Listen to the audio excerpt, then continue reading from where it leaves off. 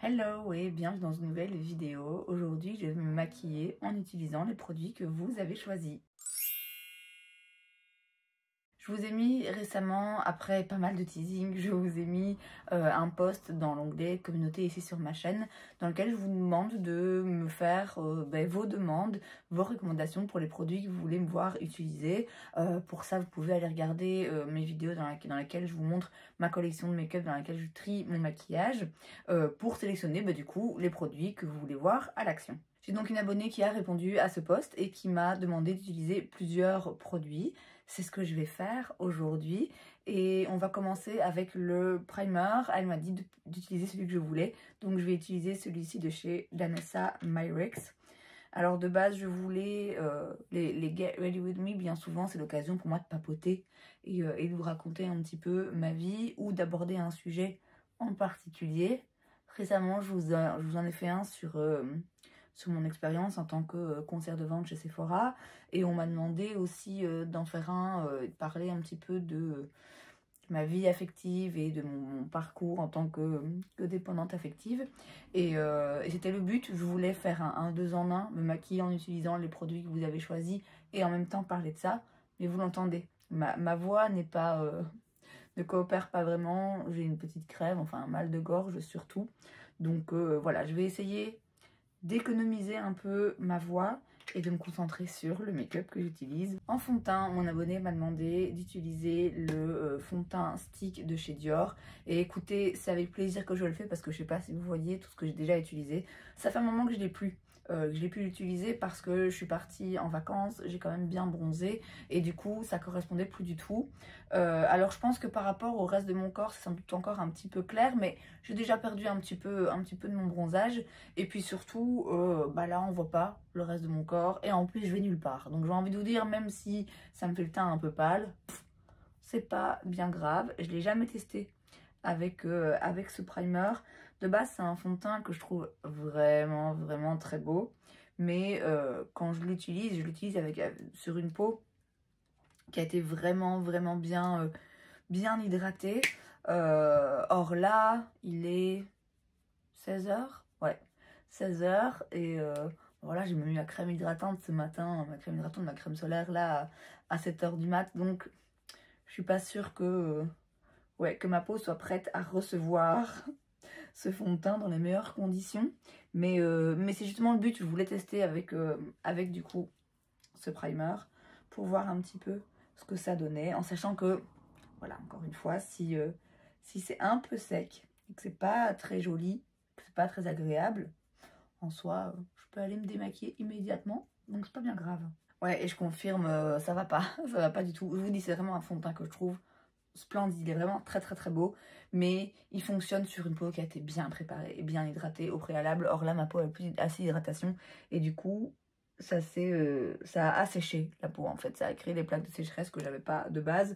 Et puis surtout, la combinaison avec ça, comme je l'ai créé, ça fonctionne pas du tout parce que ça, c'est un baume qui va un petit peu lisser, mais qui avec certains fonds de teint justement va faire que ça sèche encore un petit peu plus. C'est bien ce que je pensais que ça allait faire. Je vous dis, c'est pas bien grave parce que je vais nulle part. En soi, là comme ça, c'est pas choquant, mais vraiment, moi quand je me rapproche, je vois l'effet sur la peau et surtout là, et je vois que c'est vraiment pas joli. Donc voilà, au moins je sais que ce combo ça fonctionne pas et ça conforte bien mon opinion que ce fond de teint qui est splendide, que j'ai utilisé mais vraiment à fond, il est très bien, mais il faut avoir la peau bien hydratée en dessous. Ensuite, pour l'anti-cerne, elle m'a fait deux propositions, soit celui chez Natasha Denona, soit celui de chez Hourglass. Écoutez, on va faire les deux, on va faire un côté chaque, on va bien voir la différence un petit peu. Encore une fois, je vais nulle part, donc c'est l'occasion en fait de jouer un petit peu et de faire des tests. Donc de ce côté, je vais mettre le Natasha Denona.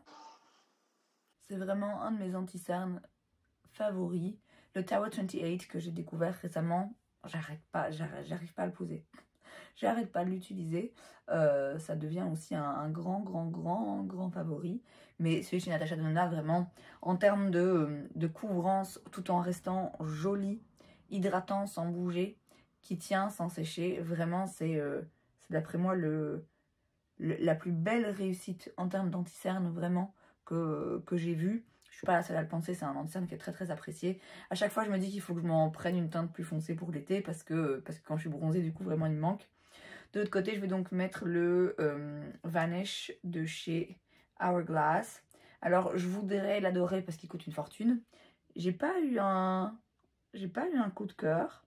Pourtant j'ai l'impression d'avoir essayé d'utiliser dans beaucoup de cas de figure différents, avec une éponge, avec un pinceau, avec différentes poudres par-dessus. Alors il est effectivement très très couvrant. Dans mes souvenirs, ça fait un petit moment que je ne l'ai pas utilisé, mais dans mes souvenirs quand même, de ce que je retenais de toutes mes utilisations, c'était quand même un rien sec. Bon après, j'ai 37 ans, hein, et donc j'ai le dessous des yeux qui va avec. Ouais, j'avais le souvenir d'un anti-cerne qui pouvait me marquer un petit peu quand même, plus en tout cas, que celui de chez Natasha Denona. Après, il est très couvrant, il n'y a rien à dire là-dessus. C'est peut-être pas le plus flatteur sur ma vieille peau. Je sais pas si vous verrez la différence. Bon, alors il y a une petite différence de teinte. Celui-ci est un petit peu plus clair et un rien plus jaune. Donc c'est vrai que là, ça a rajouté un petit peu de luminosité juste là. Mais la différence, elle se fait surtout dans la texture. Où là, celui de chez Natasha Denona, il se fond un petit peu mieux. Celui-ci, il se voit un petit peu plus, c'est un petit peu plus du make-up un peu plus intense. Celui-ci est très couvrant, hein, mais il reste presque invisible et naturel finalement. Alors que celui-là, voilà, il marque un petit peu plus. Après, bon, la différence, c'est parce qu'on le sait, sinon, j'ai pas deux parties du visage complètement différentes non plus. Hein. Avant de poudrer l'anti-cerne, je vais passer aux produits contour, bronzer et blush, puisqu'elle m'a demandé, et highlighter aussi, puisqu'elle m'a demandé d'utiliser des produits crème et liquide. Alors, moi, a priori, j'utilise qu'un bronzer. Je peux utiliser le stick contour de chez Dior, mais je l'utilise comme un bronzer, parce que sur moi, finalement, quand ils se font dans le teint, il a le même résultat qu'un bronzer. Mais elle m'a demandé d'utiliser le bronzer stick en contour et d'utiliser mon bronzer de chez Chanel que j'ai pas touché depuis des années. Donc écoutez, je vais quand même utiliser un tout petit peu du stick de chez Dior, mais vraiment le placer juste là, juste pour créer l'ombre, vraiment en contouring. C'est pas une technique que je fais très souvent parce que voilà, c'est pas forcément le contouring, c'est pas quelque chose qui est forcément très flatteur, encore une fois, quand dans la vraie vie quoi. Donc là je vais juste créer une petite ombre ici. Je vais reprendre le pinceau fond de teint pour venir un peu estomper. Donc là ça crée l'illusion de joues un petit peu plus creusé. Je sais pas si je l'ai placé exactement au bon endroit. Et je vais aussi le faire un tout petit peu de contouring sur mon nez. Juste pour dire de sculpter un peu le visage. Mais je vous dis, de base, ce produit que j'adore aussi, vraiment, je l'adore. Je l'utilise finalement un petit peu comme un bronzer, comme un hybride en tout cas. Par contre, le bronzer de chez Chanel, ça fait tellement longtemps que je ne l'ai pas utilisé. Il a toujours la même odeur. Alors, bon, il a peut-être un peu séché, mais je pense qu'il est utilisable quand même. Je vais réutiliser mon pinceau fond de teint parce que je vais nettoyer mes pinceaux et j'ai pas envie de nettoyer 8000. Donc, je reprends le même, je le frotte un petit peu et on va y aller. Il se prélève quand même toujours. On va voir ce que ça donne. Ouais, j'ai bien fait de le garder. Il est quand même joli. En fait, je trouve que il a l'air comme ça. Bon, c'est définitivement une teinte un petit peu plus chaude. Hein. Je crois pas que c'est le genre de bronzer, le genre de teinte et de sous-ton qui irait forcément à tout le monde. Mais moi, il me plaît beaucoup parce qu'il reste quand même... il réchauffe vraiment, tout en étant quand même pas exagéré. En tout cas, j'ai pas l'impression. Il a quand même un côté un petit peu soft. Et je trouve qu'il peut très facilement se mêler et se fondre au fond de teint. Et on peut presque en mettre, pas tellement de façon localisée, mais vraiment l'étirer en fait. L'étirer dans le teint quand on veut globalement réchauffer tout le teint et pas juste le placer aux endroits où le bronzer est censé aller, mais vraiment bien fondre pour que ça crée un effet très naturel, très dégradé. Et ouais, j'aime assez l'utiliser comme ça. Vous voyez, ça a réchauffé. J'ai pas trop marqué les contours, mais juste j'ai l'impression qu'en l'étirant, ça se mêle bien au reste. et ça a juste réchauffé tout mon teint et ouais, ça a bronzé un petit peu en fait, vraiment. C'est le but, hein, vous allez me dire, c'est dans le nom. Ouais, du coup, je suis contente de l'avoir réutilisé parce que je l'avais oublié et je pense qu'il va revenir un petit peu dans ma routine là dans les prochaines semaines. En blush, elle m'a demandé d'utiliser celui de chez Westman Atelier et écoutez, flemme aujourd'hui, donc je vais de nouveau bien frotter mon pinceau et je vais l'utiliser également pour le blush.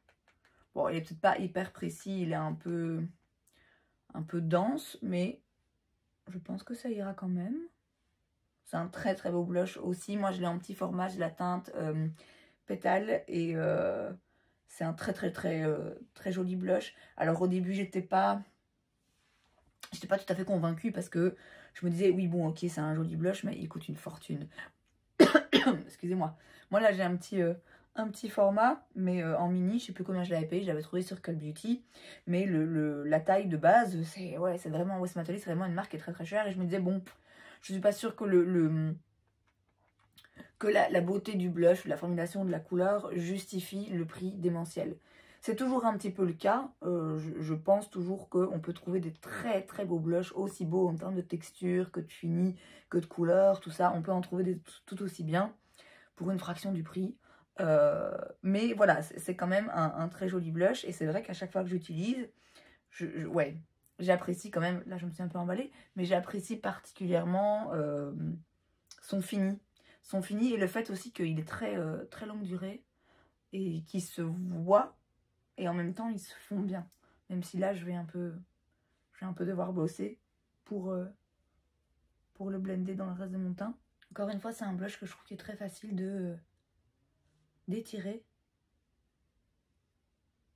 sans trop le bouger non plus, vous voyez, sans du coup faire trop de traces. Et maintenant pour l'highlighter, elle m'a demandé d'utiliser le Forever Glow Maximizer de chez Dior. Faut pas me le dire 10 fois. J'adore ce produit. Aujourd'hui j'ai pris la teinte Nude. Et je suis toujours un peu généreuse hein, avec ce produit parce que je l'aime beaucoup et parce que ça fonctionne toujours. Là par contre je vais peut-être prendre un autre pinceau. C'est un pinceau qui est sale aussi que j'ai utilisé il y a quelques jours pour cet highlighter. Je le trouve tellement joli. Celui-ci est beaucoup plus... je le laisse un petit peu plus localisé, cette couleur, la teinte nude. Parce qu'elle est un petit peu plus claire, un petit peu plus neutre. Il n'y a pas longtemps, dans un Get Ready With Me, j'ai utilisé le Peachy. Et le Peachy, là, je le mets un petit peu plus partout, comme blush topper. C'est pas... si vous voulez, c'est pas un highlighter qui est... Bon, là, il est quand même très joli. Mais c'est pas un highlighter hyper intense, hyper waouh, qui reflète hyper bien la lumière. En fait, il reflète juste bien la lumière, juste ce qu'il faut. Ça permet, quand moi je l'utilise comme ça et que je mêle bien au blush, ça permet en fait à pas avoir de démarcation et avoir juste... Enfin vraiment, moi je trouve qu'il rend ma peau super belle, quoi. J'adore ce produit. Bon, je vais, avant de poudrer, replacer l'anti-cerne. Comme poudre, elle m'a laissé champ libre. Du coup, je vais utiliser celle de chez Givenchy. Donc celle-là, Prisme Libre Pressed Powder dans la teinte numéro 3, voile rosé. Et je vais pas en mettre de trop parce que je vous dis, j'ai pas besoin que mon make-up tienne toute la journée. La journée est déjà presque finie. Je veux juste venir illuminer et faire se rejoindre le tout. Quelle belle poudre, quel gâchis vraiment. Ils les ont ressortis. J'ai vu qu'ils ont ressorti les versions compactes en version mat. Ouais, on verra. On verra si c'est vraiment mat. Je me demande si du coup ils vont ressortir les poudres libres en version mat aussi et que du coup ce sera beaucoup plus similaire à la poudre de base. J'ai l'impression vraiment que j'en parle dans chaque vidéo de cette poudre. Je m'étais calmée pendant un moment et là ça ressort, hein. Ça revient sur le tapis. Alors par contre le fond de teint ça va quand même déjà un petit peu mieux. En fait ce fond de teint vraiment... Il faut quand même, au-delà du fait qu'il faut quand même, c'est mieux d'avoir une peau bien hydratée en dessous, il faut vraiment le laisser se faire à la peau en fait. Quand on l'applique, si on regarde sa peau directement après, on va se dire oh mon dieu. Mais là, le fait d'avoir terminé le reste de mon teint, de ne pas avoir poudré, d'avoir terminé le reste de mon teint et de l'avoir laissé un petit peu se réchauffer avec ma peau, en fait ça va déjà mieux. Finalement je me dis, ouais en vrai c'est pas si terrible. Même quand on pense qu'il va pas bien se comporter, il reste quand même joli. Donc pour les sourcils, elle ne m'a pas donné d'indication. Donc je vais utiliser le Volumizing Tinted Brow Gel de chez Anastasia Beverly Hills. Pour la simple et bonne raison que c'est celui que j'ai utilisé hier. C'est celui qui était là, disponible. Donc je prends celui-là. Alors, ensuite, elle m'a demandé d'utiliser une palette. Et je me suis dit, oh, flemme. Mais, chose promise, chose due. Je vais donc utiliser la palette Rose Quartz de chez Huda Beauty, que j'ai vraiment pas utilisé tellement de fois que ça. Pourtant, quand je l'avais achetée, vraiment, je l'avais trouvée splendide. Et elle est très belle, hein. Et là, quand je la vois, j'ai envie de l'utiliser, mais... ouais, un peu flemme. Mais écoutez, je vais quand même l'utiliser un petit peu. Je crois que je vais faire quelque chose d'assez simple, rapide et efficace. Je vais pas trop me prendre la tête, je vais pas trop foncer non plus, sans doute. On va voir, on va bien voir ce que donne mon inspiration. Alors je pense que je vais utiliser peut-être des teintes, pas des teintes trop froides, parce que le blush, bien qu'il soit rosé, une fois qu'il se mêle au reste de mon teint, mon bronzer et tout sur moi, il ressort un petit peu plus chaud quand même. On va voir ce qu'on va faire. Et je vais commencer avec mon bon vieux 224S de chez MAC. Je vais prendre la teinte Gratitude juste ici. Ça fait tellement longtemps que je ne sais même plus comment on fait. Et donc je vais venir dans le pli paupière, mais surtout au-dessus. Donc je vais pas chercher vraiment le creux, hein. Là finalement, je tape dans tout sauf le creux, puisque le creux est tellement bien enfoncé que... quand je fais comme ça, mon pinceau va pas vraiment dedans.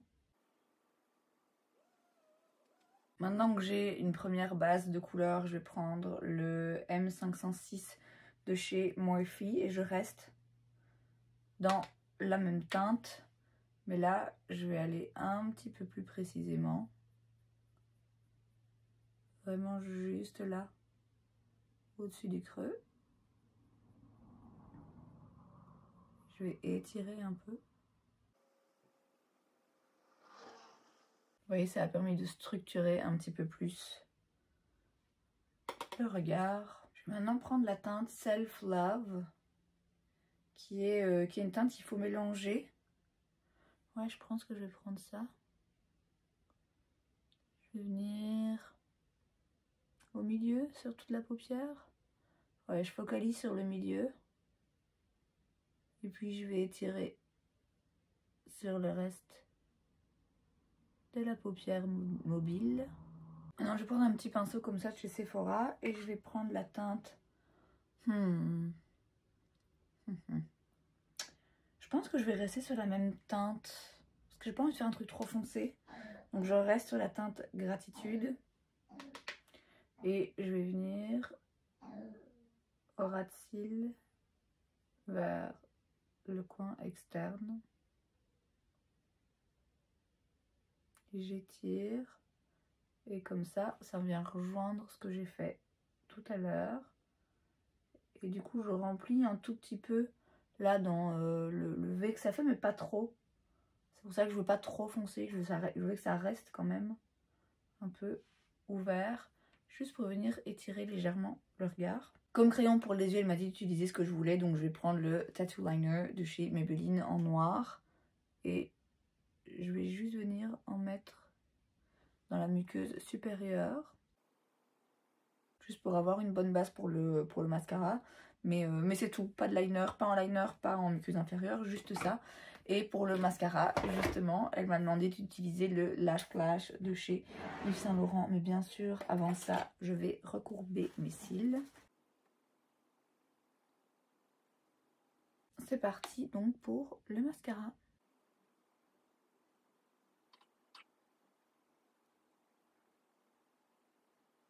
Il est quand même impressionnant. Moi, je vous filme cette vidéo, on est le 26 mars, il me semble. Donc, j'ai pas encore filmé ma vidéo top et flop pour le mois de mars. Vous, quand vous verrez cette vidéo, vous aurez déjà vu mes top et flop pour le mois de mars. Et ouais, il y aura ça dedans. Je sais pas ce qui s'est passé entre la première utilisation et le reste. La première utilisation, je l'avais filmé avec vous. Je suis là, ouais, non. Et en fait, oui. Et pourtant, c'est même pas que... il y a des mascaras où parfois, il faut les laisser ouverts quelques semaines peut-être pour que la formulation devienne un petit peu plus agréable à travailler. Mais là, même pas. Je l'ai utilisé une fois, je me suis dit, ouais, pas ouf. Et genre, quelques jours plus tard, quand je l'ai réutilisé, là, je me suis dit, ouais, en fait, si. Et là, Oui, je pense que ça se voit, en fait si. Hein. Là, il est quand même bien intense. Si je voulais l'augmenter encore en volume, je pense que je pourrais avec une deuxième couche. Et en même temps, je peux aussi l'utiliser de façon un petit peu plus soft au quotidien. En fait, il est vraiment assez impressionnant. Je sais pas ce qui s'est passé. Je sais pas pourquoi la première fois que j'ai testé, ça n'a pas fonctionné pour moi. Est-ce que j'étais mal lunée? Est-ce que j'avais un a priori? Est-ce que mes cils ce jour-là avaient pas envie? J'en sais rien, mais je dois ravaler mes paroles parce qu'il est vraiment très bien. Alors en rouge à lèvres, elle m'a demandé d'utiliser un des Love Shine de chez Yves Saint Laurent. Je vais prendre le Candy Glow que j'ai dans la teinte 44B parce que je pense que c'est vraiment la teinte qui ira le mieux pour ce look. Pour crayon à lèvres, elle m'a dit n'importe, donc je vais voir. Je pense que je vais prendre ce chez Makeup by Mario. Il y a quelques fois où j'ai fait un mix des deux. Donc j'ai Hue et Almond. Alors c'est peut-être un peu exagéré de faire un mix de deux crayons, surtout que c'est pas donné le crayon. Mais ça me fait bien plu, donc je pense que je vais recommencer. Donc je commence avec Hue qui est un petit peu plus rosé, un petit peu plus clair. Et vous voyez, en fait, seul, il définit un peu mes lèvres, mais pas assez à mon goût. En fait, il définit mes lèvres vraiment en ton sur ton. On voit la différence hein, par rapport à l'autre côté. Et c'est vraiment juste exactement mes lèvres. Mais c'est vrai que j'aime bien apporter un petit peu de dimension. Et c'est pour ça que je vais rajouter l'autre juste après. Donc maintenant, la teinte Almond, qui est un petit peu plus chaude et un petit peu plus foncée. Je vais venir vraiment juste ici aux extrémités. En fait, ils se font bien l'un avec l'autre. Logique, vous allez me dire, c'est la même formulation. Vous entendrez sûrement tousser, c'est ma nièce qui est en bas. Tout le monde est malade ici, hein, voilà.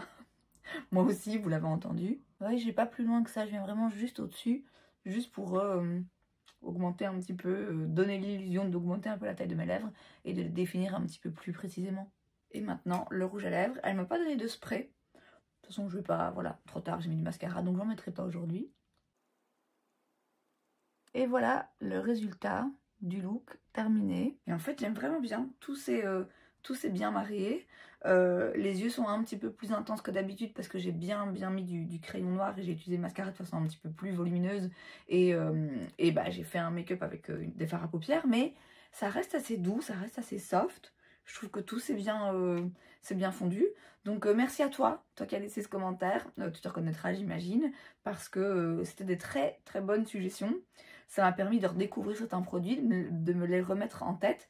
Et puis surtout, ça m'a permis de réutiliser des fards à paupières et de me rappeler que j'ai toujours la main, en vrai, ça va, hein. Je sais quand même toujours comment faire, donc ouais, très satisfaite. Et voilà donc pour ce premier petit Get Ready With Me avec les produits que vous m'avez suggérés. Donc n'hésitez pas à me faire d'autres suggestions s'il y a des produits qui se trouvent dans ma collection et que vous voulez me voir utiliser en live avec vous. Et c'est donc tout pour cette vidéo, j'espère que ça vous a plu. Si c'est le cas, n'hésitez pas à laisser un like, vous pouvez aussi vous abonner à ma chaîne parce que c'est gratuit, donc pourquoi pas. Et moi, je vous vois la prochaine fois. Bye!